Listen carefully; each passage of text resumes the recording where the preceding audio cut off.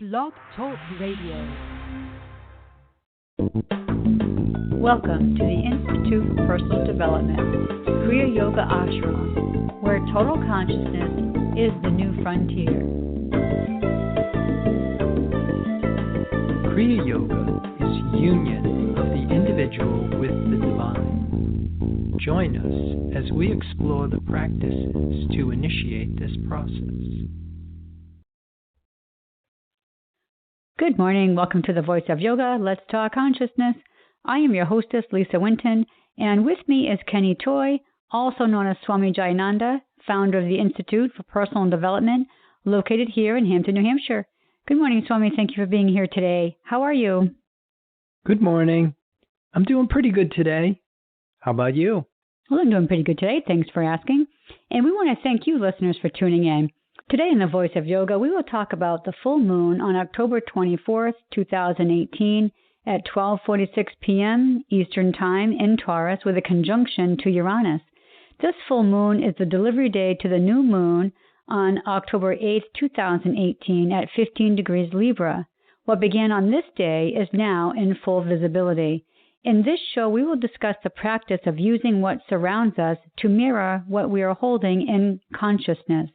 Listen as Swami explains the value of moving the mind from the changing conditions of the personal mentality into its rightful position as an avenue of awareness of the changeless state of being. Welcome to the Voice of Yoga. We are talking consciousness.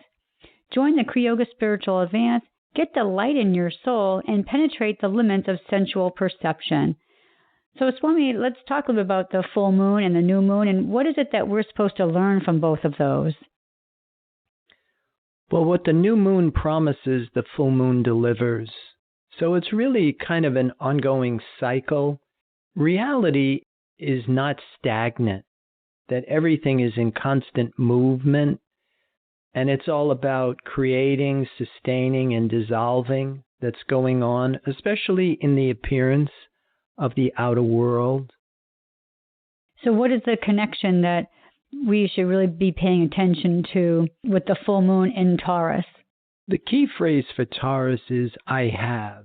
And a major part of the myth or the theme of Taurus really is about possession. Most of us identify with the material sense of our reality. And what we're finding is that the hypnotism of a material sense of life is really missing the mark, that we really want to try and pierce through the appearance of the way things are. And what I really like about this here particular full moon that we're having or going to have is that it is conjunct Uranus. And Uranus is a transpersonal planet, which is now in Taurus, 0 degrees Taurus. Uranus, I think, it represents the whole concept of prana or the life force or the whole thing of divine mind, the higher mind and the operations or the functions of the higher mind. With this full moon, we have the sun in Scorpio, conjunct Venus. And of course, they're opposing the moon and Uranus conjunction. And in Hampton, this particular configuration falls in the 3rd house, 9th house. So it's pulling in the lower mind in opposition to the higher mind. And the moon being in Taurus, opposing the sun in Scorpio in the 9th house, I think it's a great time for us to get a handle on how we are approaching, how we have established our values and what it is that we esteem as important. Because for the most part, we really rely on what is visible and tangible. And in order for us to grow psychologically and spiritually, we have to let go of that. It's a false sense of I. It's a limited sense of self that we're accepting. our material sense, our finite sense of self. And with the Sun in Scorpio in the 9th house, conjunct Venus, it may actually bring into our field of awareness the function of the higher mind, the function of spirit and divine mind, in how that really is the cause of perfect creation. Because most of us, we're accepting the testimony of our senses, our five-sense mind, and in doing so, we are limiting our perception to a part of reality that really is separate from unity, separate from spirit, separate from the perfection of being, wholeness, fulfillment. And that's where it can become very frustrating. And in order for us to really start to move beyond those limits, and in Kriya Yoga, this is where we talk about pratyahara, sense withdrawal, that we start to accept a reality that isn't verifiable through our senses, start to attune ourselves to what is invisible and intangible. And this becomes the function of faith. That faith isn't really belief without proof. It is just faith or belief in something that is not reporting in our five-sense mind. But spirit and the function of spirit and the activity of spirit is more reliable, more dependable than the testimony of our five senses. And so I think a big part of this particular full moon is, first of all, to start to create that window of interest or a level of understanding that beyond sensual perception, there is a reality that is far beyond the limits of our senses. So you had mentioned earlier, you said the phrase missing the mark. And so during your explanations, I could think of many areas where we might be missing the mark. And one of them is mistaking our belief of what we think is our reality as not our reality. That was one thing I was thinking about, missing the mark. And then the other thing, of course, is what you always say when we talk about sin. And sin is anything that's not divine, is missing the mark. Right. And that's one of the things that we're really starting to explore, is that sin, sickness, suffering, disease, death are really beliefs in something other than this eternal spiritual self. And which is our true self. So again, if we don't believe that that's our true self, then again, we're missing the mark. Right. And we're actually in violation of the commandments. Which particular commandments are you talking about? Well, let's look at the first commandment. Thou shalt not place strange gods before me, that I am the Lord thy God. And so if we have a belief in something other than what was referred to as this concept of God, then we are in violation of that commandment.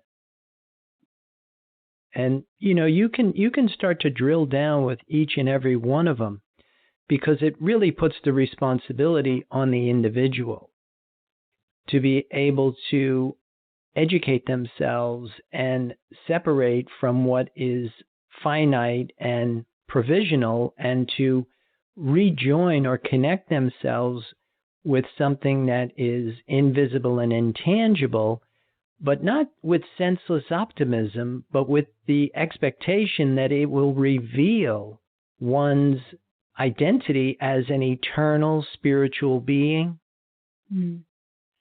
Well, we had said in the summary that we're going to discuss the practice of using what surrounds us to mirror what we are holding in consciousness. And I think we've had other shows where we have touched upon that very thing. So can you explain what that looks like? Yeah.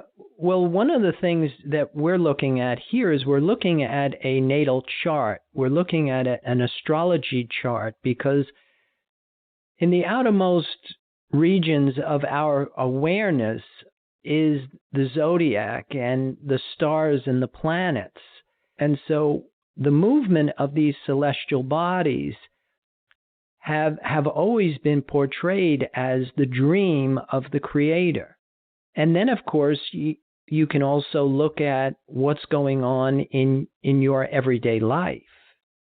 Just events, circumstances, and situations that are presenting themselves. And because all of it really is, when you start to peel down and understand it, everything is the invisible divine law revealing itself to us as visible images. And so when you have the benefit of astrology and understanding what this could possibly represent for us, I'm looking at this as a great opportunity for us to start to see that there is a reality beyond this sense of self that is limiting us to form, to time and space. And that's where the process in yoga, where the goal isn't about getting your foot to your head or your hand to the floor. It's all about getting this light in your soul so that you can transcend, you can expand your identity beyond the limits of seeing yourself as a separate entity. And with this particular full moon, it can help bring into fruition for us this level of awareness. It creates the opportunity, but also we have to utilize the biosphere of energy that is before us, that the movement of the planets doesn't do it to us. Yeah, so I think that's a common misconception that people have is the planets are going to be doing something for us, when really it just is to bring about a sense of awareness to us. Right. And a lot of it, as we've been building on these shows, a lot of it has to do with an understanding of my level of consciousness, my degree of awareness. Because as we start to unbox and we start to understand the role of spirit, the causal spiritual body, we really understand that this concept of God doesn't give and withhold. That divine law is eternal, it is unchanging. And so what really is required is a revelation where we have to move beyond a false sense of identity and assume a true sense of identity as an eternal spiritual being. That's more the way that it plays out. And the way that we go about it more or less is that we uphold this limited sense of humanhood, and we are constantly turning to the divine as some sort of force or power that we can employ or use to help us make this human experience more enjoyable, more comfortable, more profitable, when in fact it doesn't work like that. Well, it sounds like in our notes we have that we use the word transformation may come as a dramatic change in lifestyle choices. So that, to me, what you were just saying reminds me of what's in our notes. Right, and that actually is a vivid description of the moon conjunct Uranus, opposition Sun conjunct Venus, trine Saturn. Their revelation that you have no life to live or to lose, not dependent on nor denied by the world of form. Well, I think this is a great place to pause to hear a word from our sponsors. So listeners, we will be back with you in just a few moments. Kriya Yoga Theory 1, Human Development and the 8 Essential Stages of Kriya Yoga. This program is a comprehensive course that will help you get your arms around the science of Kriya Yoga. It provides a clear understanding of the goals and objectives behind yoga, along with the physics of spirituality. It includes the practices, supportive concepts of Kriya Yoga, and the process in human development, apotheosis, the process of the human becoming divine. A complete guide on how to become a human in the adult state. Get the light in your soul and experience the simplicity and joy of union with the divine. This course is available in live classes at the ashram or online with 8 videos or 4 CDs. Visit our website, www.ipdtransform.com, for more information.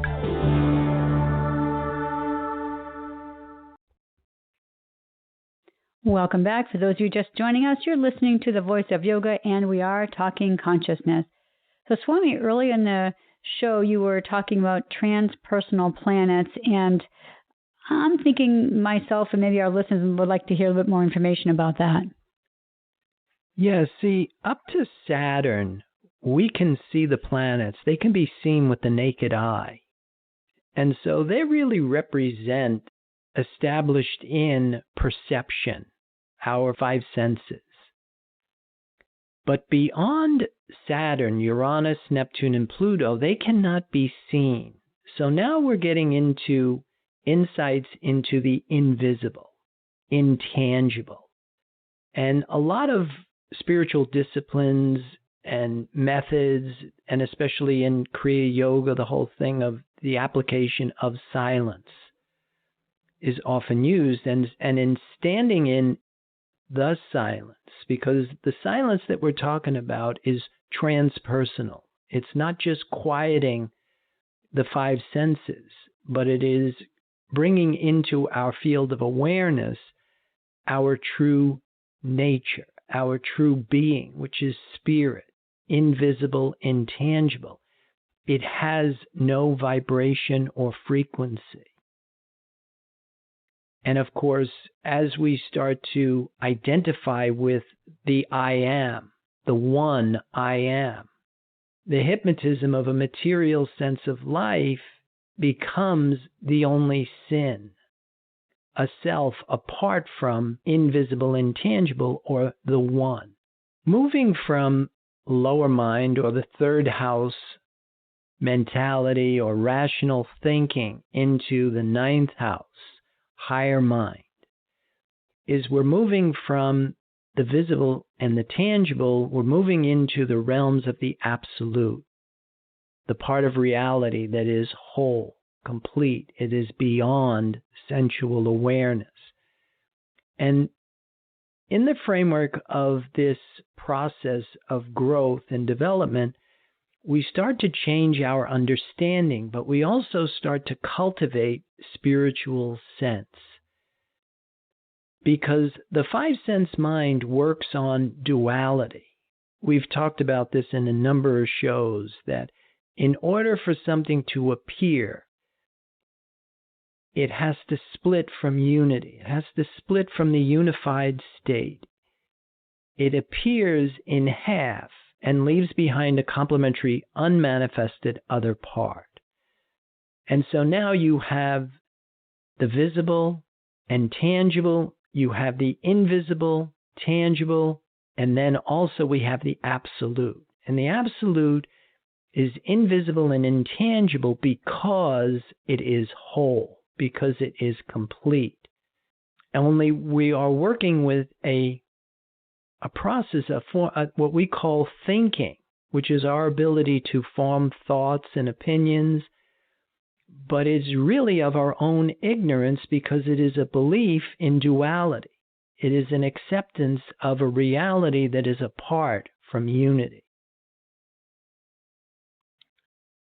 But when we're looking for this thing called God or spirit or divine law or total consciousness, we have to understand that we can't find it with a 5 sense mind. We can't find it with rational thinking. We have to move beyond that. And that's the difference, because divine mind works in a completely different medium. It works in wholeness. And so as we start to develop soul sense, as you're moving through that, the way that we do it is that we hold our attention on the presence of this invisible, intangible spirit. And then we use our five sense mind to see what is appearing in our consciousness. And if what is appearing in our consciousness does not have the qualities of the divine, right? Because the divine spirit is whole, it's complete, it is perfect, but it is pure goodness, pure love, pure happiness. It is eternal. And so what's appearing in our five sense mind can give us clues as to what is it that I'm holding in my consciousness. Well, I see in our notes that we have something from Mary Baker Eddy, and I wanted to know if maybe you could recite that passage from Science and Health with Key to the Scriptures. Yeah, she wrote, "You render the divine law of healing obscure and void when you weigh the human in the scale with the divine, or limit in any direction of thought the omnipresence and omnipotence of God." So that's a mouthful right there. So how would you, just for us lay people, how would you bring that out to the masses, maybe for our better understanding? Well, the way that I see that is what the Bible kind of says, that you can't serve two masters. So you can't have material values and material beliefs and spiritual values and spiritual beliefs. That we either have to have loyalty or fidelity to spirit, or we're going to be under the law of karma. We're going to be under material law, right? Because the whole concept of total consciousness really requires an expansion or a transformation beyond the limits of formation, right? Because that's trans means to go through form. So in the process of transformation, we have to move beyond changing finite bad to finite good into absolute goodness. That is what a true transformation is and does. Well, I think there's probably a lot of folks out there that may have the argument that, well, of course I can have my material things because God bestows that onto me, because I am a good person. So if anybody who believes that, that's what we would put under false concept or a false belief, right? Right. And again, a lot of it is going to depend upon demonstration. That it's all well and good to have a belief, but when you're working with a spiritual science, you have different goals and objectives. It's not really about me making this human experience more profitable or more pleasurable. It's really about me accepting an identity that is eternal, that is pure happiness, not a mix of good and evil, not a goodness that can become bad, but eternal goodness, eternal love, eternal happiness with no conditions, no cause other than spirit. And so in the framework of accepting that as your goal, then of course you aren't really looking to challenge the theory, because this is backed by Scripture. And the other thing about it is that you don't know that you're doing it correctly until you're able to demonstrate it. So it's really not based on anything that has some sort of abstract rule. You'll find it when you expire, when you transition. You can employ this, and if you are doing it correctly, you should be able to live out from the kingdom of heaven on earth. So I'm intrigued with one of our notes that we have for our show today. I'm going to read it for you and then ask you to expand upon it for us. So our notes, what we have is, ceasing from who we never were, we become who we truly are. In realization of oneness, there is no and. And this is what I'd like you to try to enlighten us more on. Yeah, I know it's a tough thing to start to understand that what we think is real isn't real. And that's a big thing, especially if you have a little bit of a Buddhist background where they talk about Maya, that the physical world isn't real, that it is illusion. The illusion is that we're separate from God. We're separate from the One. That statement that you just read, that there is no and. In oneness, there is no and. So you can't have God and man. You can't have me and you and still fall under the absolute, the oneness. But in the framework of understanding this, that it is really not something that happens to us, it is something that we have always been. It's just we think that we are a human being, when in fact we are the eternal spiritual being. We are divine life itself, appearing as you or me. So, Swami, why not just summarize this information for all of us? Yeah. I think what we're trying to say here is that sense mind can never tell you the truth of your being. So don't rely on the testimony of your senses. The life of the divine accepted makes all things new, the Bible tells us. And I am, is the life of God in you. And when we start to identify and accept this spiritual selfhood, your body becomes the temple of the Holy Spirit. Your mind becomes divine mind. So you're no longer limited to a belief in two powers. You're no longer under the hypnotism that comes with the two powers. And in reality, nothing changes, but all that is false drops away, and all that is true and perfect is revealed to you. And I think as we start to evolve collectively in this, then we start to create a preview for the new consciousness of this earth. Not a new age, but a revealing of what has always been. Never accept the forms where all that is present is the perfect invisible self.